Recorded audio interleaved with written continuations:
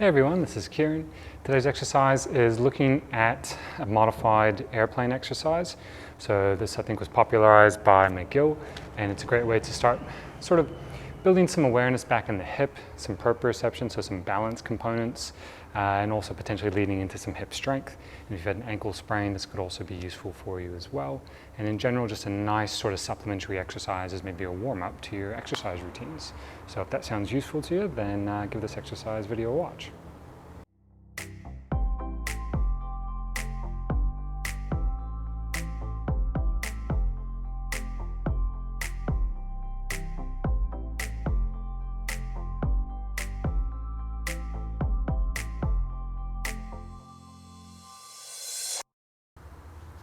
Now, with balance, there's, I guess there's some interesting research starting to come out looking at, the components around or characteristics around what a program should look like to make someone's balance better.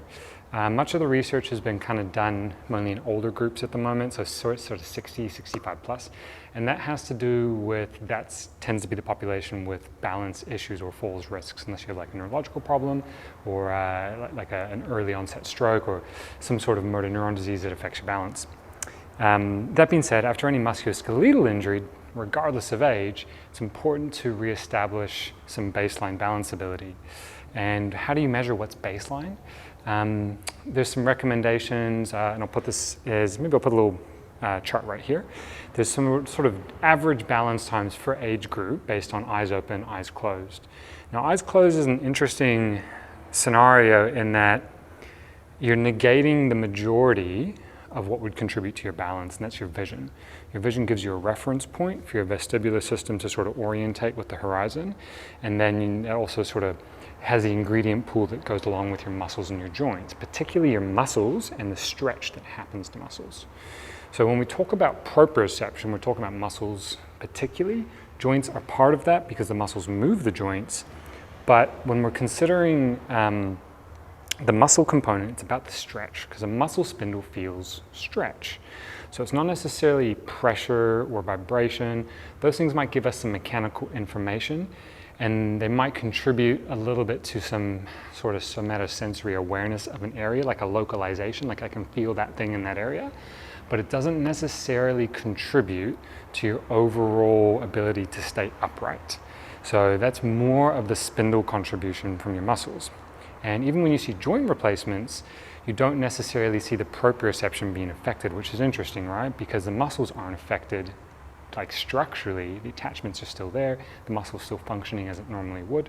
So we can see that the retention of your position sense, so the ability for me to say, okay, my arm's over here, and it gets moved by someone else, and I can say it's still there.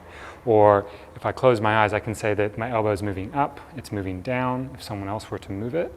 Or I could say that when my elbow starts moving, if someone's moving it for me, I can feel when it initiates the movement. I can say, okay, it's moving now. That awareness in a balanced scenario is what the proprioception is.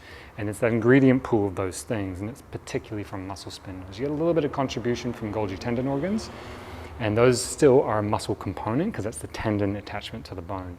So we're not looking necessarily at joint proprioceptors. That would be sort of a misnomer. So how does that all come together? Because we have to look at the environment. The environment's going to dictate the balance situation.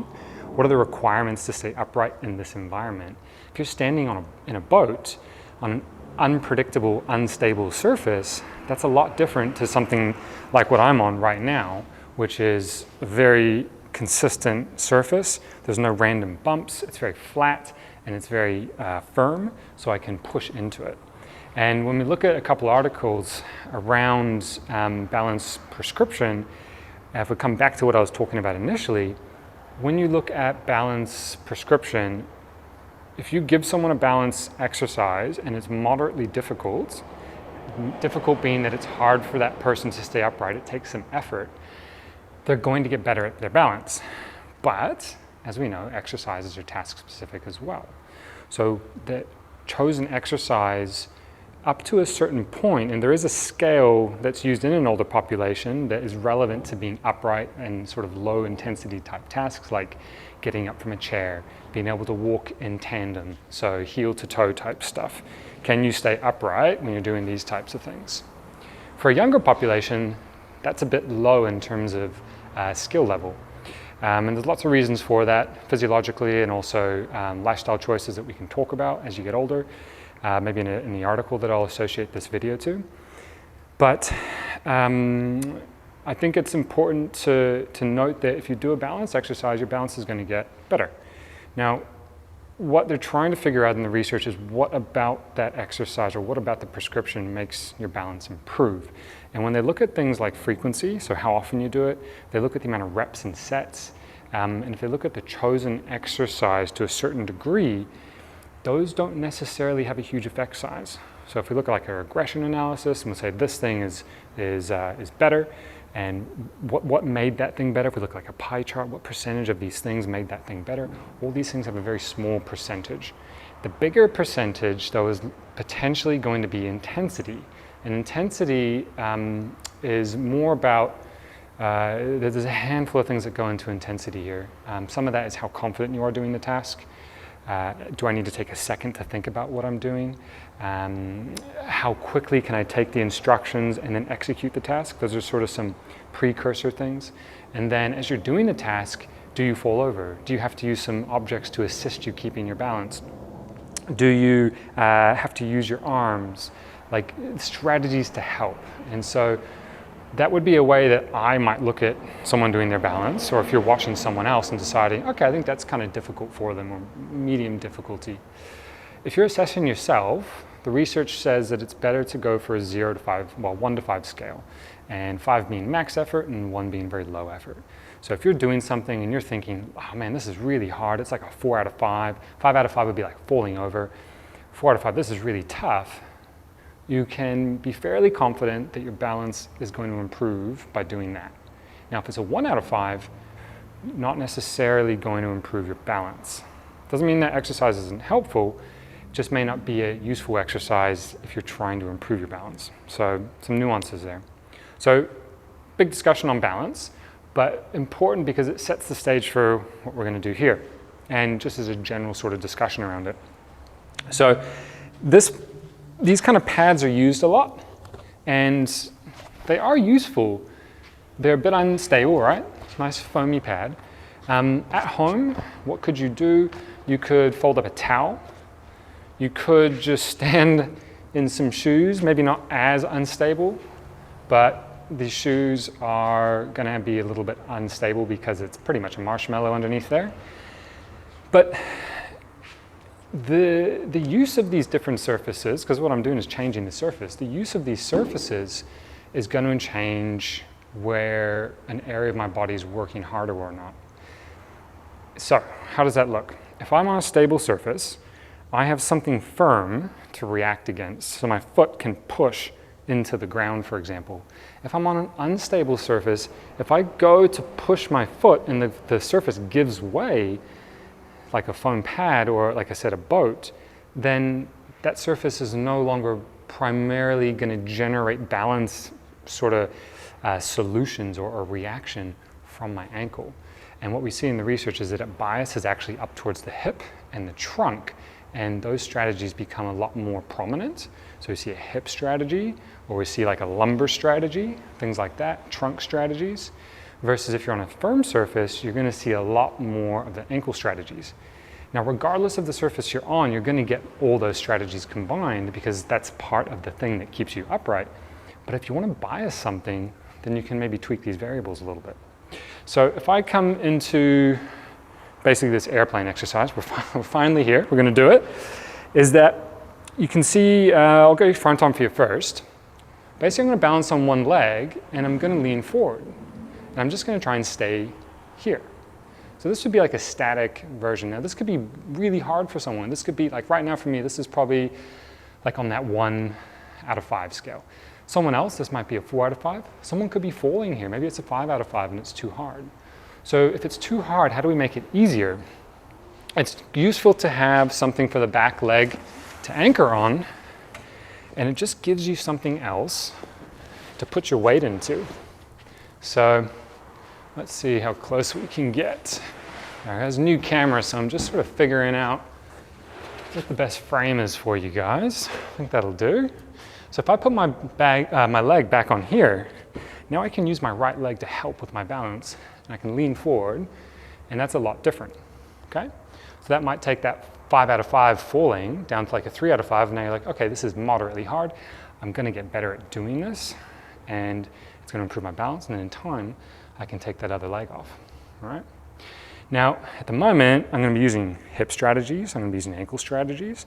You can see I'm not moving a lot, so I'm fairly comfortable here. If I wanna sort of draw out more of a hip strategy though, I'm gonna stand on an unstable surface. So, that unstable surface, plus losing that help of that anchor at the back, is now gonna make my hip have to work a lot harder. You can see how I'm sort of twisting, and what I've actually done is I've kind of fishtailed over here. So I've done this, so now I'm using a lumbar strategy as well, because that's where the movement happened. I'm using an area to try and not fall over. Now I don't mind, I'm not gonna tell myself, I'm gonna let this situation make me react and learn. I'm not gonna tell myself to focus on anything in particular other than trying not to fall over. Now I've had an old hip injury on the left, so that feels, this is probably like a 3 out of 5 for me. So that would probably help me a little bit. If I go onto my right leg, and on this side I've had an ankle injury, and I'm feeling this is more like a 2 out of 5. My hip feels fine, I'm not fishtailing a little bit to try and keep my balance, and my ankle's trying to do some stuff here. Because it's unstable though, it's harder for it to do that. But my hip and my lower back are coping with the challenge. Now, if I put on my shoe, and this is a little bit unstable, there's a little bit of a heel as well, so it's gonna tip me forward. Let's see if this feels still to be a 3 out of 5 for my hip. So that's probably a 2. I'm not having to do this to keep my balance. So the shoe is harder than just my foot, but easier than the pad. Now, that's the static component. If you want to start getting some hip dynamic strength into it, which would be a little bit helpful maybe with some landing type strategies, so the ability to land on one leg. So I've jumped and I'm landing, or I'm running and I'm landing, is you're gonna move the hip like this. So if I'm in here and I start dropping the hip down and coming up, now my left hip has to do a lot of work. So as I'm going down, I'm eccentrically loading. That's that stretch. I'm gonna get a lot of awareness at my hip. I'm looking for a stretch sensation. As I come up, my hip's having to pull me up. And because I'm going through a dynamic range, my ankle's gonna have to work a lot harder here. Sorry, a dynamic range at the hip. My ankle's gonna have to work a lot harder there to keep that static balance component. So I can really manipulate these variables. If I made it even harder, so I'm asking the hip and the lower back to be the strategy to not fall over, but then also make it harder for my ankle to do its job. Now if I'm in here, let's see what happens. Yeah, and so I fall over. Let's see if I try again, if I can figure it out, or is this a 5 out of 5 for me?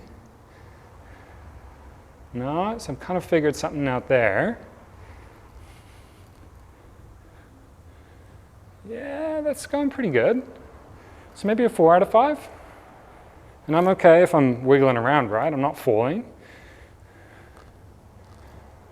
Yeah, cool. So that's maybe a 4 out of 5 for me, and that's gonna make my hip have to work quite hard. So again, you could leverage it into some assistance from here. So you could get a little bit of that and help yourself out here. It really depends if you want to be the balance component first or you want to work on the hip component first. So different strategies. So look, it's kind of just what it's trying to do here is, I think, present the idea that you can really manipulate variables for balance exercises.